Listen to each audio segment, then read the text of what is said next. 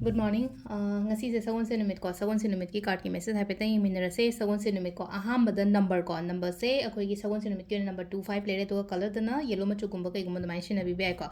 duga amana akoi ki chak thum matam da machu katang adamai na happy ba ko sagon se numit ki oina adu dum le ko khoina taw ya ba khara do khara mana hadi ngasi Diwali celebrate tawe hadi celebrate taw ba hara ga di like khuram ba ko ko adum ngasi su tawe to haying tawe ko hadi ngasa akoi ki metei gi calendar ꯒꯤ ꯃꯇꯨꯡ ꯏꯟꯅꯗꯤ ꯍꯌꯦꯡ ꯇꯥꯕꯅꯤꯅ ꯍꯌꯦꯡꯒꯨꯝꯕ ꯑꯗꯨꯃꯥꯏꯅ ꯑꯗꯨꯝ ꯇꯧꯕꯤꯕꯁꯨ ꯌꯥꯔꯦꯀꯣ ꯑꯗꯨꯗꯨꯃ ꯂꯩꯔꯦ ꯑꯗꯣ ꯁꯦꯡꯒꯥꯎꯒꯨꯝꯕ ꯁꯦꯝꯕ ꯈꯣꯠꯄ ꯂꯩꯅꯀꯣ ꯍꯥꯟꯅꯒ ꯁꯨꯝ ꯁꯦꯝꯗꯣꯛꯑ ꯊꯝꯖꯒꯦ ꯀꯥꯏꯅ ꯍꯥꯏꯔꯒꯗꯤ ꯉꯁꯤꯒꯨꯝꯕꯁꯦ ꯑꯗꯨꯝ ꯁꯦꯝꯕ ꯌꯥꯏꯀꯣ ꯍꯥꯏꯗꯤ ꯃꯅꯤꯕꯣꯜ ꯁꯦꯝꯕꯅꯤ ꯈꯪꯗꯦ ꯑꯃꯅꯤ ꯈꯪꯗꯦ ꯃꯅꯤꯕꯣꯜ ꯁꯦꯝꯕꯒꯤ ꯁꯦꯡꯒꯥꯎ ꯁꯦꯝꯕ ꯈꯣꯠꯄꯒꯤ ꯑꯗꯨꯃꯥꯏꯅ ꯍꯥꯟꯅꯕꯨꯗꯤ ꯂꯣꯏꯅ ꯍꯥꯞꯆꯈ꯭ꯔꯦꯅꯀꯣ ꯚꯤꯗꯤꯑꯣꯁꯀꯨꯝꯕ ꯀꯩꯒꯨꯝꯕꯁꯦꯀꯣ ꯑꯗꯣ ꯀꯣ ꯁꯤꯗꯒꯤ ꯑꯩꯈꯣꯏꯅ ꯀꯥꯔꯠ ꯑꯍꯨꯝ ꯈꯛꯇꯪ ꯂꯧꯊꯣꯛꯑꯁꯦ ꯀꯥꯔꯠ ꯅꯝꯕꯔ 1 ꯀꯥꯔꯠ ꯅꯝꯕर 2 ꯀꯥꯔꯠ ꯅꯝꯕर 3 ꯀꯣ ꯑꯗꯣ ꯑꯍꯥꯟꯕꯀꯣ ꯀꯥꯔꯠ ꯅꯝꯕर 1 ꯁꯤꯗ ꯂꯩꯔꯦꯀꯣ ꯑꯃ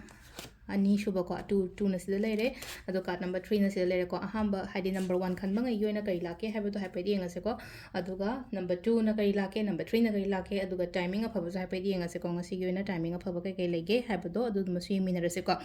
ꯑꯍꯥꯟꯕꯀꯣ ꯑꯍꯥꯟꯕ 1 ꯈꯟꯕꯉꯩꯒꯤ ꯑꯣꯏꯅ ꯍꯥꯏꯗꯤ ꯐꯥꯔꯁ ꯀꯥꯔꯠ ꯂꯥꯛꯏꯁꯦꯀꯣ ꯏꯃꯨꯡ ꯃꯅꯨꯡ ꯐꯖꯅ ꯅꯨꯡꯁꯤ ꯆꯥꯟꯅꯅ ꯂꯩꯕꯗꯣ ꯑꯣꯏꯅ ꯑꯣꯏꯀꯣ ꯍꯥꯏꯗꯤ ꯍꯦꯄꯤ ꯐꯦꯃꯤꯂꯤꯒꯨꯝꯕ ꯀꯩꯒꯨꯝꯕ ꯑꯗꯨꯃꯥꯏꯅ ꯑꯣꯏꯅ ꯑꯣꯏꯕ ꯑꯗꯨꯒ ꯁꯨꯝ ꯂꯩꯅꯀꯣ ꯍꯥꯏꯗꯤ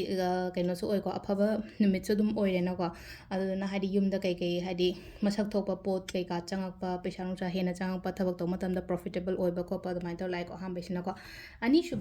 ꯑꯅꯤꯁꯨꯕꯁꯤꯅ ꯁꯤꯗ ꯂꯩꯁꯦꯀꯣ ꯑꯩꯁꯦ ꯑꯗꯨꯝ ꯃꯌꯥꯝꯗꯒꯤꯗꯤ ꯑꯗꯨꯝ ꯍꯦꯜꯂꯦ ꯍꯥꯏꯅ ꯈꯜꯂꯣꯀꯣ ꯍꯥꯏꯗꯤ ꯃꯌꯥꯝꯗꯒꯤ ꯑꯗꯨꯝ ꯍꯦꯜꯂꯦ ꯑꯗꯨꯝ ꯃꯣꯏꯁꯤꯡꯁꯤꯅ ꯍꯥꯏꯗꯤ ꯍꯥꯏꯅꯔꯤꯁꯦ ꯑꯩꯅ ꯀꯩꯅꯣꯝꯃ ꯑꯩꯉꯣꯟꯗ ꯐꯗꯅ ꯉꯥꯡꯅꯔꯤꯅꯤꯀꯣ ꯀꯜꯂꯛꯇꯅ ꯉꯥꯡꯅꯔꯤꯅꯤꯀꯣ ꯍꯥꯏꯅ ꯈꯟꯗꯣꯛꯄꯤꯕ ꯍꯥꯏꯇꯥꯔꯦ ꯁꯤ ꯂꯩꯁꯦꯀꯣ ꯍꯥꯏꯗꯤ ꯈꯤꯇꯪ ꯑꯩꯉꯣꯟꯗꯀꯣ ꯃꯅꯤꯡꯗ ꯉꯥꯡꯅꯕ ꯃꯅꯤꯡꯗ ꯀꯩꯅꯣ ꯇꯧꯕ ꯈꯣꯠꯄꯁꯦ ꯈꯔ ꯌꯥꯎꯔꯤꯕ ꯁꯤꯗ ꯂꯩꯁꯦꯀꯣ ꯑꯗꯨꯒ ꯁꯤ ꯂꯩꯅꯀꯣ ꯑꯩꯅ ꯇꯧꯔꯤꯕ ꯊꯕꯛꯁꯦ ꯃꯤꯅ ꯃꯁꯛ ꯈꯪꯗꯦ ꯍꯥꯏꯔꯒꯁꯨ ꯂꯩꯅꯀꯣ ꯍꯥꯏꯗꯤ ꯂꯥꯛꯀꯗꯧꯔꯤꯕ ꯃꯇꯝ ꯈꯔꯗꯗꯤ ꯁꯣꯏꯗꯅ ꯃꯁꯛ ꯈꯪꯕꯒꯨꯝꯕ ꯑꯣꯏꯕꯗꯣꯀꯣ ꯁꯤꯗ ꯅꯝꯕर 2 ꯈꯟꯕꯉꯩꯒꯤ ꯂꯩꯀꯣ ꯅꯝꯕर 3 ꯀꯣ नंबर 3 सिना सिदा लैसे कोई को अइंगोंदा मीना हेल्प गुंबा तौरप अदुमाइना ओइना ओइको हादि हेल्प से कनानो हाय नुपी गुंबा के गुंबा फिगर गुंबा अदुमाइना लाइको नुपी नि खंगदि कितंग फेमिनिन एनर्जी चेनबा नुपा ओइ तारगसु अदुमाइ तौर लाइको आदि कितंग मिनुंगसि लेबा खोपा अदुमाइ तौरको अदुगुंबा मीदुना अइंगोंदा मतेंग गुंबा तौबनी खंगदे गाइड गुंबा तौबीबनी खंगदे फाइनेंशियल हेल्प तौबीबनी खंगदे को नत्रगा हादि वारी वाताई साबदसु लेनोको मीजे वारी साबिनबा म लेरगसु यामना मतेंग ओइना हजिक मतमसिदा अदुना वारी वाताई साबो खोपा अदुंबा ओइरगसु को अदुमाइना ओइना ओइको अदु सिसना कोई कार्ड की मेसेज लेरको टाइमिंग सिना मंगागा मिनिट कुमाथोइदेना तरुका मिनिट निफु मंगा फाउम लेरेको अदगी मापनगा मिनिट कुंट्राउम दोइदगिना पुंग अमगा मिनिट निफु तरु फाउम लेरेको अदगी अमुक पुंग कैनो दैनाको धिनगी अहुमगा मिनिट तरा दैना नुंगदांगी पुंग तरेतगा मिनिट निफु तरु फाउम लेरे अदु नुंगदांग अथेंग मिनिट तरागा मिनिट यांखैनि पान दैना बारोगा